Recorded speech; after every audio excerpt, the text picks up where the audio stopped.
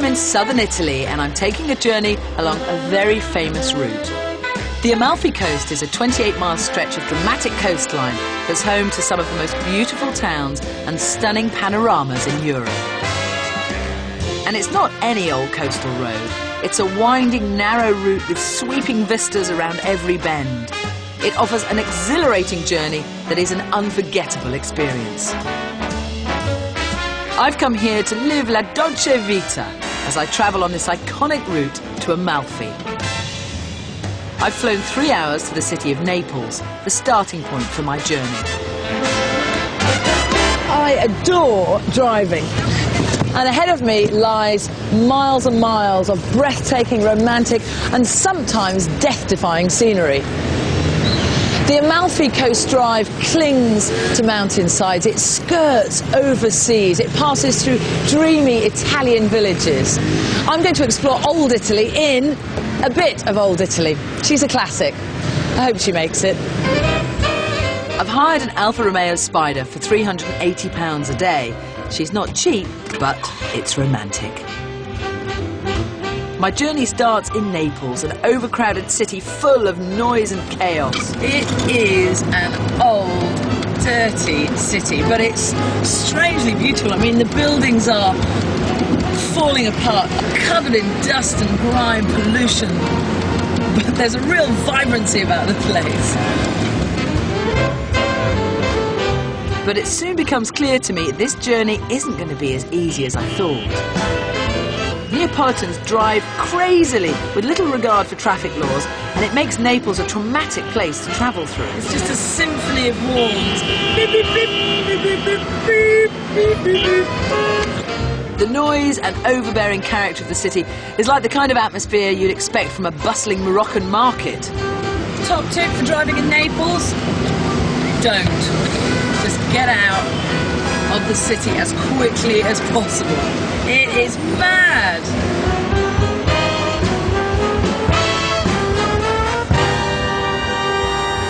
I'm heading south to Positano, my stopping place for the night and the most westerly point on the Amalfi Coast. But there's somewhere I want to see on the way. The first stop on my drive is Mount Vesuvius, Italy's most famous volcano. And although I've got a long journey ahead, it really is worth stopping off for. The volcano dominates the Bay of Naples and has erupted 100 times, most recently in 1944. It's currently overdue another eruption. A visit to Vesuvius with a guide like Pompilio costs just £5. I didn't expect to see any activity. That this volcano is still active. It is an active volcano, very dangerous. Yes, lying dormant, as we say. Yes. She is dormant, but she could blow at any moment. Vesuvius famously erupted in AD 79, burying the people of Pompeii under 7 meters of boiling ash. The town was frozen in time, preserved until it was rediscovered 1,500 years later, and it now exists as an amazing record of life at that time. A visit to the site will cost you about £8.50.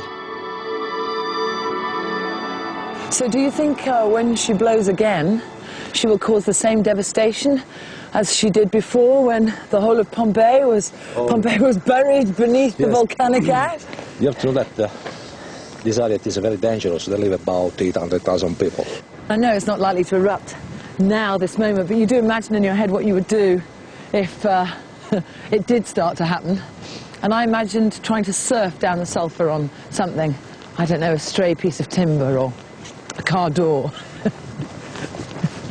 In my dreams. I leave Vesuvius behind me as I get back on the open road. I'm crossing over the Lotari Mountains to reach the Amalfi Coast, and this drive certainly isn't for the timid. Sometimes there's barely enough room for 2 vehicles to pass, and the hairpin bends are a challenge, especially in this car. Positano is about an hour's drive away, and it's supposed to be very beautiful, so I can't wait to see it. I think we might just hit Positano as the sun is setting, which would be a glorious way to see it for the first time.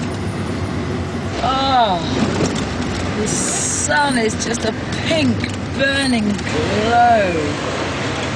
It's such an enjoyable journey passing through all these pretty villages. It really is worth taking your time to explore this route. But it does mean by the time I reach Positano, it's dark. Time to sample some Italian hospitality. I'm about to indulge in a delicious pizza, and the man in charge is called Luigi Pizzacane. Really, really, really. Pizza originated in 18th century Naples, and Luigi's restaurant makes authentic Neapolitan pizzas. But never happy to sit and wait quietly, I managed to talk my way into the kitchen to see how it's done. Luigi, hello. Ciao, nice to meet you. The way I make pizza normally, I get a box, I read the box, I see how long it says, 20 minutes, and then bung in the oven. It's a little bit different. Authentic dough stretching is done by hand, and spinning the dough makes the best pizzas, as Pasquale shows me.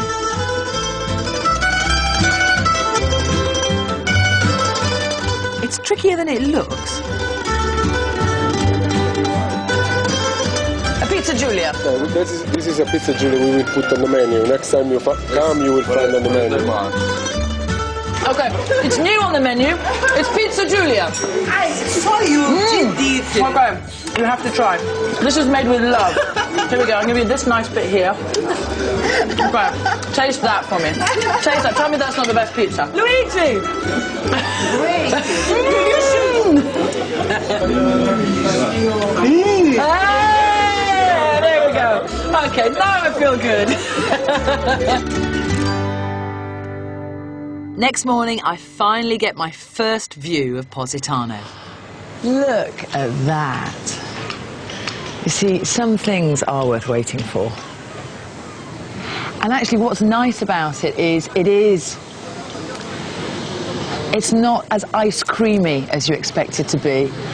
You know, the paint is a bit faded, the buildings are genuinely old. It's authentic. Now it's time for a good strong coffee. Positano is a pretty fisherman's village that has become a chic holiday spot. It's a good place to unwind, especially if you've got cash to spend. There are good restaurants and upmarket hotels where rooms can cost from £75 to £600 a night. After a few hours enjoying a leisurely breakfast, it's time to sadly move on. Goodbye, Positano. Goodbye. I'm on the famous stretch of the Amalfi Coast, and the scenery is stunning. You just look up and you see these shaggy cliffs looking down on you. You don't want to be in a rush when you do your journey along the Amalfi Coast. Take it nice and easy.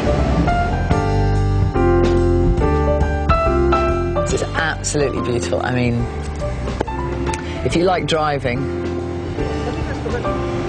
it is the perfect drive. You've got the scenery, you've got the road, the curves, the mountains. I've stopped off to visit a popular tourist attraction, the Emerald Grotto, a cavern with, you've guessed it, emerald green water. For £3.80, a guide like Marco will row you through the grotto. So the light is natural light, Marco? Natural light, sunlight. And can you swim out to the sea from you here? need scuba diving to go outside. Why, you can't just swim? No, because it's too far away. I mean, it's a beautiful grotto, and I'm sure if you were swimming and you suddenly discovered it, it would be miraculous. But it's not a day trip. And actually, I don't want to be awkward, but that's definitely more turquoise than emerald.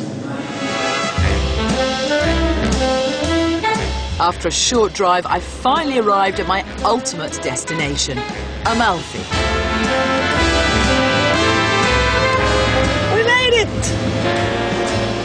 Amalfi is a picturesque town with an unhurried pace of life that's the perfect antidote to the adrenaline rush of the drive. There are plenty of cafes, galleries and shops selling the area's famous limoncello liqueur to enjoy. But for me, it's the perfect place to just sit and watch the world go by. what is it about Italy? I mean, parts of it are dirty, shabby, a little bit scruffy, but the Italians are so full of life, so vital, that all you have to do really for a good bit of scenery is look around. I've definitely found my little bit of La Dolce Vita. Would I do the Amalfi Coast drive again in a classic car? Would I limoncello? Get yourself a decent set of wheels, leave Naples as soon as you can, and get to this part of the coastline.